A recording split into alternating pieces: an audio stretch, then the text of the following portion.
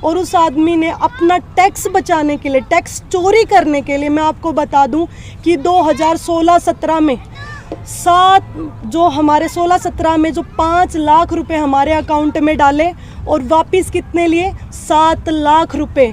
2 लाख रुपए तो उसने उसी साल हमारे खा गया वो, और वो बोल रहा है कि मैंने धोखा किया। ऐसे ही सारे रिकॉर्ड हैं मेरे पास, मैंने लिखित में हर साल के सालाना जो रिकॉर्ड किए हुए हैं, और वो आपको मेरे वकील बता देंगे उसके बारे में, क्योंकि मेरी अभी ऐसी स्थिति नहीं है कि मैं सारे आंकड़े याद कर सकूं, क्योंकि 4-5 साल की बात है। लेकिन वो विश्वास था तो लेन देन भी होता था। मैं ये नहीं कह रही कि मेरे अकाउंट में या ये पैसे नहीं आए हैं, बिल्कुल आए हैं, लेकिन उनको हमने वापस भी किया है। वो ट्रांजैक्शन तो उसने नहीं दिखाई, उसने तथ्यों को छुपाया है, और उसने ये भी छुपाया है कि वो इनकम टैक्स की चोरी कर रहा है। मेरे माँ बाप इतने पढ़े लिखे नहीं हैं, बिल्कुल। उसने अपना जो मेरे भाई बहन उस टाइम 17-18 साल के थे, उस टाइम उसने बैंक अकाउंट में उनका टैक्स बचाने के लिए ट्रांसफ़र करता था पैसे, सैलरी दिखाकर। किसी को वो दिखाता था कि ट्रेनर, किसी को अपना कर्मचारी दिखाकर उसने पैसे डलवाए हमारे अकाउंट में, और उसने वो पैसे वापस भी ले लिए निकलवा कर।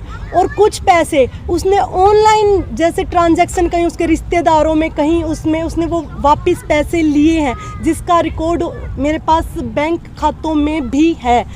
और फिर वही इंसान हमारे ऊपर इल्ज़ाम लगा रहा है कि हम पैसे उसके खा गए, ऐसा कुछ मेरे पापा के ऊपर और हमारे ऊपर।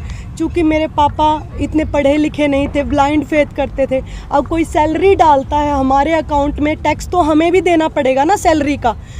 मेरे पापा के अकाउंट से, मेरी माँ के अकाउंट से, मेरी भाई बहन के अकाउंट से हम उसकी जो वो सैलरी डालता था उसका टैक्स भी हम भरते थे, और जबकि टैक्स हम अपनी पॉकेट से भर रहे हैं और उसको वो सारा पैसा जा रहा था, लेकिन उस चीज़ से हम अनभिज्ञ थे।